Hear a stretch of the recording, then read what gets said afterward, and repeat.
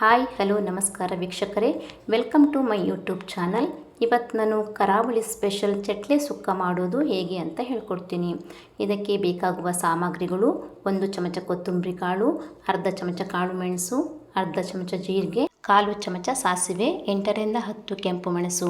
ಮೊದಲು ಈ ಮಸಾಲೆಗಳನ್ನು ಫ್ರೈ ಮಾಡ್ಕೊಳ್ಬೇಕು. ಅದಕ್ಕೆ ಗ್ಯಾಸ್ ಮೇಲೆ ಒಂದು ಪಾತ್ರೆಯನ್ನು ಇಟ್ಟು ಅದು ಬಿಸಿಯಾದ ನಂತರ ಈ ಮಸಾಲವನ್ನು ಹಾಕಿ ಇದು ಕೆಂಪಗಾಗುವ ಥರ ಇದನ್ನು ಹುರ್ಕೊಳ್ಬೇಕು.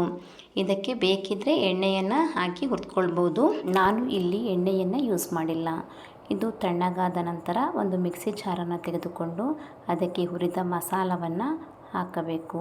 ನಂತರ ಇದಕ್ಕೆ ಒಂದು ನಿಂಬೆಹಣ್ಣಿನ ಗಾತ್ರದ ಹುಣಸೆ ಹಣ್ಣು, ಒಂದು 3ರಿಂದ 4 ಬೆಳ್ಳುಳ್ಳಿ, 2 ಕಪ್ ಆಗುವಷ್ಟು ಕಾಯಿ ತುರಿಯನ್ನು ಹಾಕಿಕೊಳ್ಳಬೇಕು. ನಂತರ ಇದಕ್ಕೆ ಒಂದು ಅರ್ಧ ಚಮಚ ಅರಿಶಿಣವನ್ನು, ಸ್ವಲ್ಪ ನೀರನ್ನು ಹಾಕಿ ಇದನ್ನು ತರಿತರಿಯಾಗಿ ರುಬ್ಕೊಳ್ಬೇಕು. ಈ ಹದಕ್ಕೆ ಬಂದರೆ ಸಾಕು. ನಂತರ ಪ್ರಾನ್ಸನ್ನು ಕ್ಲೀನ್ ಮಾಡ್ಕೊಳ್ಬೇಕು. ನಾನು ಇಲ್ಲಿ 1/4 kg ಆಗುವಷ್ಟು ಚಟ್ಲೆಯನ್ನು ತೆಗೆದುಕೊಂಡಿದ್ದೀನಿ. ಇದನ್ನು ಕ್ಲೀನ್ ಮಾಡೋದು ಹೇಗೆ ಅಂದರೆ, ಮೊದಲು ಅದರ ತಲೆ ಹತ್ತಿರ ಇರುವ ಸಿಪ್ಪೆಯನ್ನು ತೆಗೆದುಕೊಳ್ಬೇಕು. ನಂತರ ಅದರ ಕಾಲುಗಳನ್ನು ಈ ಥರ ಕಟ್ ಮಾಡಿ ಹಾಕಬೇಕು. ನಿಮಗೇನಾದರೂ ಕೈಯಿಂದ ತೆಗೆಯಲು ಕಷ್ಟವಾದರೆ ಅದಕ್ಕೆ ಚಾಕು ಅಥವಾ ಕತ್ತಿಗಳನ್ನು ಯೂಸ್ ಮಾಡ್ಬೋದು. ನಂತರ ಅದರ ಮೈ ಮತ್ತು ಬಾಲದ ಹತ್ತಿರ ಇರುವ ಸಿಪ್ಪೆಗಳನ್ನು ಸಹ ತೆಗೆದು ಫುಲ್ಲಾಗಿ ಕ್ಲೀನ್ ಮಾಡಬೇಕು. ನಂತರ ಅದರ ತಲೆ ಹತ್ತಿರುವ ಸಿಪ್ಪೆಯನ್ನು ತೆಗೆದು ಆ ತಲೆಯ ಭಾಗವನ್ನು ಕಟ್ ಮಾಡಿ ಬಿಸಾಕಬೇಕು.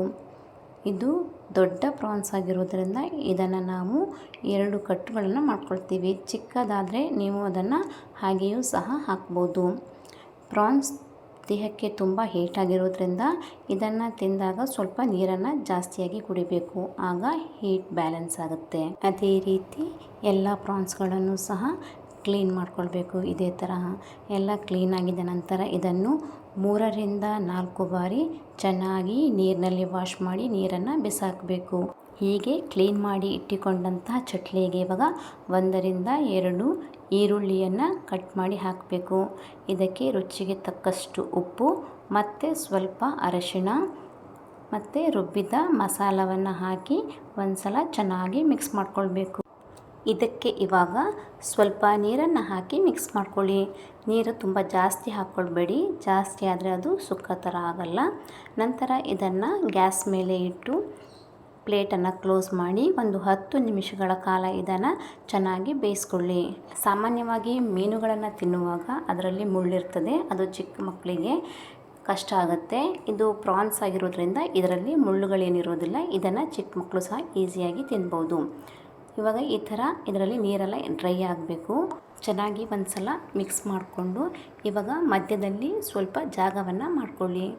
ಜಾಗವನ್ನು ಮಾಡಿದ ಮೇಲೆ ಇದಕ್ಕೆ ಜಜ್ಜಿದ 3ರಿಂದ 4 ಎಸಳು ಬೆಳ್ಳುಳ್ಳಿಯನ್ನು ಹಾಕಿ ಇದಕ್ಕೆ ಸ್ವಲ್ಪ ತೆಂಗಿನ ಎಣ್ಣೆಯನ್ನು ಹಾಕಿ ಆ ಮಸಾಲವನ್ನು ಅದರ ಮೇಲೆ ಕವರ್ ಮಾಡಿ ಪ್ಲೇಟನ್ನು ಕ್ಲೋಸ್ ಮಾಡಿ ಚಿಕ್ಕ ಉರಿಯಲ್ಲಿ ಇದನ್ನು 5 ನಿಮಿಷಗಳ ಕಾಲ ಬೇಯಿಸ್ಕೊಳ್ಬೇಕು.